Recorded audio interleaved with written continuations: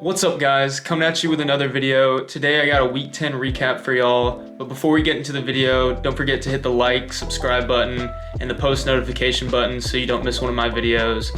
But let's get into the video. The first game we got this week is Alabama versus LSU. Alabama won this game 42-28 in a back and forth battle. Even though LSU lost this game, I thought it was a very winnable game for them. I thought all they needed to do was put Harold Perkins as a spy on Jalen Milroe, because in the end, Jalen Milroe had over 200 rushing yards and 4 touchdowns on them, and I think this really killed their chance to win the game. Now, before we overreact to the score, Jaden Daniels was taken out in the fourth quarter and the last 3 drives of the game for LSU, and I think that did make the score look a little bit more one-sided than it was, because if he was in there, he might have scored 1, maybe 2 more touchdowns, and maybe even the game up.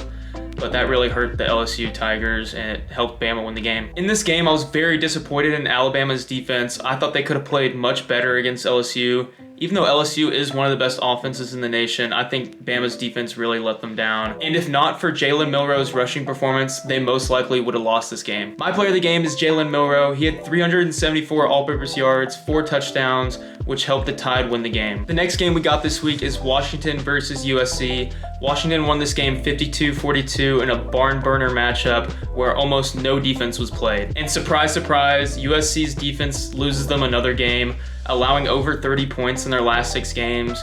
Like I said in the last couple of videos, their defense just keeps on letting them down and is a shell of what it used to be last year. Surprisingly, in this matchup, Washington's offensive assault wasn't led by Michael Penix Jr. It was led by Dylan Johnson, the running back, which is very odd because they run an air raid scheme, which it's mostly the quarterback just airing it out to his receivers for quick dink and dunks or going over the top. So it's very surprising for a running back to do this well in a scheme like this. Even though USC lost this game, Caleb Williams played a pretty good game. He had 312 passing yards and 4 touchdowns, but this wasn't enough for the Trojans to win. My player of the game is Dylan Johnson. He had 26 carries, 256 rushing yards, and 4 touchdowns on the ground. A quick side note from the Colorado-Oregon State game, Colorado drops another one after starting the season hot, even reaching number 19 in the nation, which I personally don't think they deserved. I think they just got it from the hype and having Deion Sanders as their coach. But they are 1-5 in their last 6 games, and they hope to finish the season out with at least a little bit of dignity. Next up, we got my game of the week, Georgia versus Missouri. Georgia won this game 30-21 in a very back and forth matchup. This was a very heartbreaking loss for Mizzou. This was a very winnable game for their team, and if not for Brady Cook's interceptions on the last 2 drives of the game, they very well could have come back and won this game. After watching this game, I think that both teams proved something not only to themselves, but also to everyone else that was watching. I think Missouri proved that they belong here, they belong at the top of the totem pole in the SEC, and that they maybe even can do this for multiple years. And for Georgia, that they are still the top dog in the SEC, and maybe not even the SEC, maybe the nation. We'll see how the rest of the year turns out, but they're in a very good spot for the college football playoff. My player of the game is UGA's defense. They had 3 sacks, 4 pass deflections, 2 interceptions, and had Brady Cook at a 47% completion percentage. Next up, we got an in-state rivalry between Oklahoma State and Oklahoma. Oklahoma State ended up winning this game 27-24 with another upset loss for Oklahoma. This is 2 losses in a row for Oklahoma, and this one's from an in-state rival in Oklahoma State. And with this loss, you can basically kiss Oklahoma's playoff chances goodbye.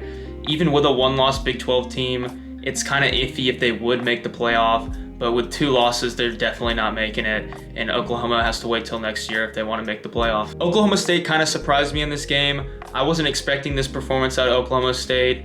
I saw that they lost to South Alabama in the beginning of the year, and I kind of stopped keeping track of them after that.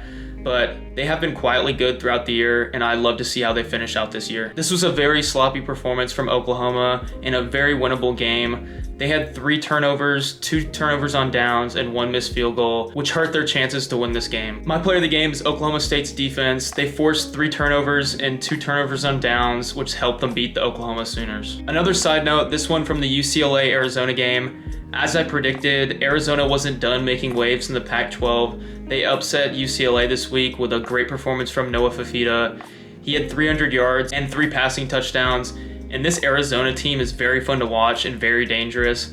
As many people say, they're playing with house money, and I can't wait to see how they finish out the year. The next game up is Clemson versus Notre Dame. Clemson won this game 31-23, and this is a huge win for not only Clemson and their team, but also the program in general. And the timing of this couldn't be better. with the doubt on Dabo Swinney and the program in general being at its peak, this kind of settles down the haters and the speculators, and it keeps a little bit of the pressure off your back for the time being. This loss drops Notre Dame to a 7-3 record, completely taking them out of the playoff picture. And this was a pretty disappointing year for Notre Dame because they got Sam Hartman, they have a good defense, and their offense has performed relatively good throughout the year, but this is overall a very disappointing year for the Irish, and they have to wait till next year to make the playoff. My players of the game for this matchup is Phil Maffa with 186 yards and 2 touchdowns, and also Clemson's defense, who forced 3 turnovers and had 1 touchdown, which helped the Tigers beat the Fighting Irish. The next matchup we got is Texas versus Kansas State. Texas won this game 33-30 in an overtime thriller. K-State went for the win in OT on 4th down, which I can't blame them, being in a road atmosphere going for the win like that. But they did come up short, resulting in another win for the Texas Longhorns. This game proves that Texas desperately needs Quinn Ewers back. Even though Malik Murphy didn't play bad, he is the backup and he just can't take care of the ball like Quinn Ewers does, and he doesn't have the relationships with the receivers and all the players on offense like he does, and they need him back if they want to make a run at the playoff. Even though Texas almost lost this game, it keeps their playoff hopes alive. Unlike the Oklahoma Sooners, who is their one loss this season, they keep their playoff hopes alive and they hope that they get Quinn Ewers back very soon. My play of the game is Adonai Mitchell. He had 8 receptions, 149 yards, and 1 touchdown. And he looks like a first-round pick out there. And it doesn't matter if it's the backup quarterback Malik Murphy or the starter Quinn Ewers. He looks amazing out there on the football field. Now to wrap up the video, I have 2 more games for you. I got the Air Force versus Army game, which Air Force gets dismantled by Army. And this is sad to see because they were a very fun team to watch. And we all know that college football is better when there's a great military team playing. And the last game I got for you this week is A&M versus Ole Miss. A&M drops another one to a ranked team on the road, continuing Jimbo's streak. And this was a very winnable game for A&M. They ended up missing a field goal at the very end, which could have brought them to OT, which ended the game for the Aggies. And after this loss, the Fire Jimbo propaganda in College Station is at an all-time high, and I wouldn't be surprised if he gets fired at the end of the year. That's it for the video. Let me know what y'all think in the comments down below, but don't forget to like, subscribe, and hit the notification button. But that's it for me. Peace.